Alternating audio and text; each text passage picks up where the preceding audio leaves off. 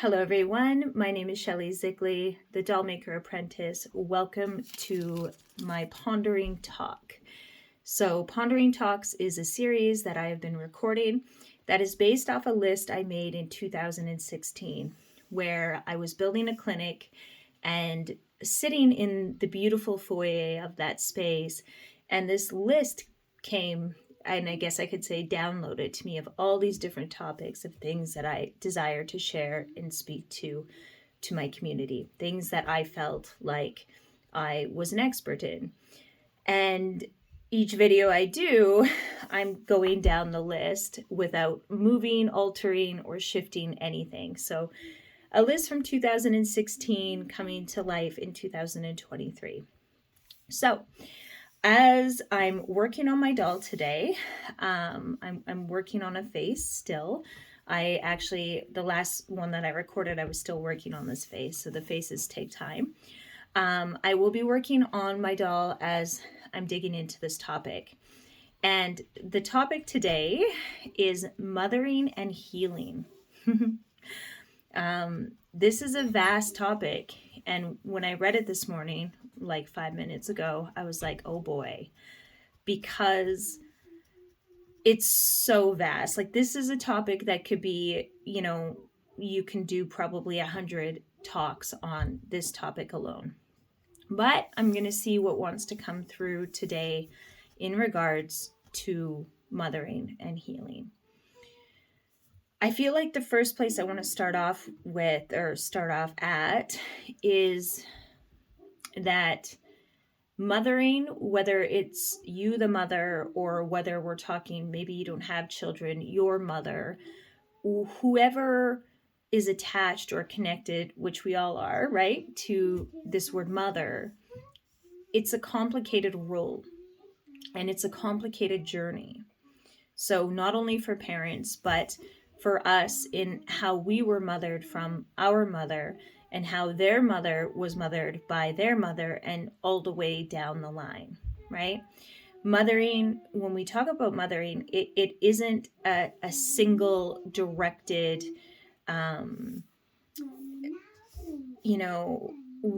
there's like so many aspects to it, I guess is what I'm trying to say. So I don't know where I'll end up going in this talk. I have no idea. But I do want to start with that. Before I even get into this, let's take a moment and, open our hearts and drop in and feel reverence and compassion for the mother, right? It's so easy for us to look and judge and say, hey, this was wrong. My mother did this wrong, this wrong, this wrong, this wrong. I, as a mother, did this wrong, this wrong, this wrong, this wrong. I don't want to approach that from, from that angle of what we've done wrong. Let's go more from the angle of how difficult this role is and how heavy it is. And it's heavy in the sense that we, even myself as a mother, I don't just carry my own mothering stuff, like what I've done with my children over the past 22 years. I carry all that, but I also carry with me my mother's stuff and her mother's stuff. And, it goes on and on and on and on. And although I'm not aware of a lot of this stuff, and neither are you with your mother, it's there and it's in us. And this is something that, especially North American culture, there's lots of other beautiful cultures, matriarchal cultures, that are very aware of the role and the power and the reverence of the mother, right? But for our culture, it's been lost. And when I say our culture, North American culture, North America is a colonized continent, right? It's colonized. So we took our culture from the Northern European, from Europe, and brought it here. And as you come here, if you're a colonizer, anybody, you go to a new place and you leave behind what was to create something new. The thing is, that's what North American culture is it's this consumeristic culture that feels that they've created something new, right? And left behind the old. So, for example, if I asked my parents about my ancestors growing up, I did, like, where am I from? What's our roots? They didn't, like, really know or have much to say, and they still really don't have much to say or know about that, because the people left one world to come to another world. Now, here's the thing. Here's the doozy. We can't leave what we are. We can't leave our roots. They didn't leave their problems behind. They didn't leave their culture behind. They didn't leave anything behind. They brought it forward and tried to forget about it and pretend it didn't exist. And this is the problem. I'm not judging or saying this is bad or these people are terrible. This is, human nature. And there's a part of survival there as well. Because if they did bring everything over and they didn't let go, they wouldn't be able to build new.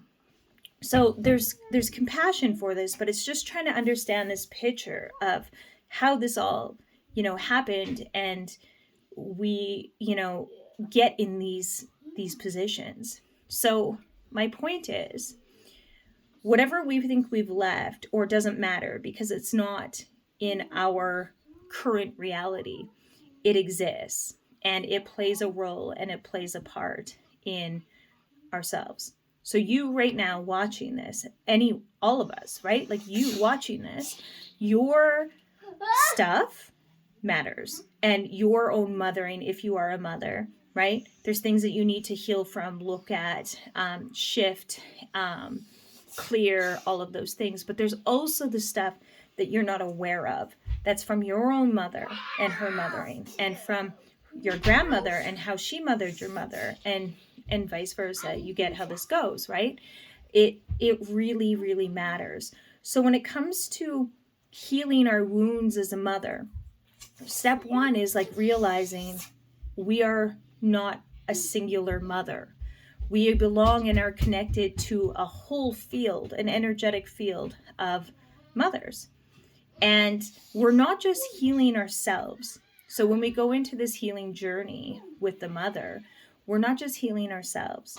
We are healing our mothers and our mothers' mothers and the whole line. So this is why it's so important to do this work, because as we do this work, we shift how we parent our children, because we're not silently carrying forth the wounds anymore. We're looking at them, we're addressing them, we're feeling into them, we're processing them, we're honoring them. We're doing all these things so they don't have to be expressed anymore. Whatever is hidden finds a way to express itself. This is an absolute. This is where, hold on one second, you guys, I'm going to pause it. Whatever is hidden, one sec, I will be back. All right, I'm back. I had to look after Logan for a moment there. So now, whatever is hidden will find a way to express. And this is where we find in families, we find the black sheeps, or the children that are raised in like really good homes, but choose to go a negative way, or choose to behave or go against the grain, right? Or have really... bathroom and now me putting my pants on. Okay, buddy, you go do that. Good job. It finds a way to express itself, and it'll pick a person to express itself through. So the whole idea of their, the ones who express what we try to hide, right? That it's their problem, and it's not their problem. It's never been their problem. They're just expressing what's hidden because they can feel it, they know it, and they can't play the game. The game doesn't work very well.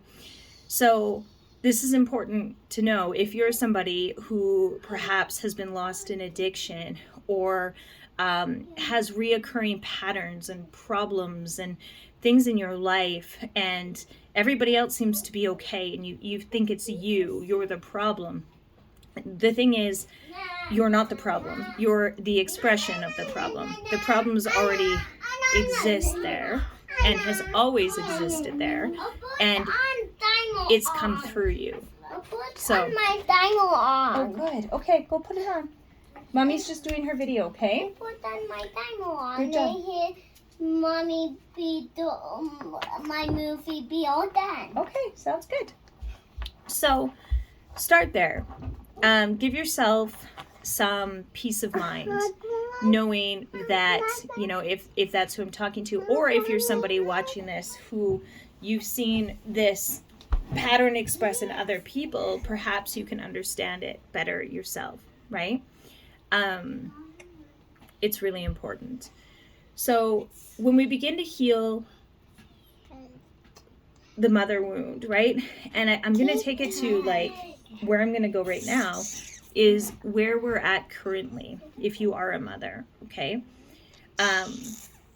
When we begin to say, hey, I know that I'm doing some things here that are, let's just go straight up wrong. I know that, right? I know that I'm not showing up how I need to be showing up, or I'm dismissing things that are really important, whatever it is that you're doing right now. When you begin to shift that and change those things, they don't happen because you feel guilty or bad or shameful of what you're doing. They happen and they change and they shift when you look at them and you say, okay, with compassion, you look at the patterns, the behaviors, the things that you're doing, and you say, hey, I'm doing this and I don't want to be doing this. I desire to, you know, be connected with my children. I desire to have the space to be present. I desire all those things, right?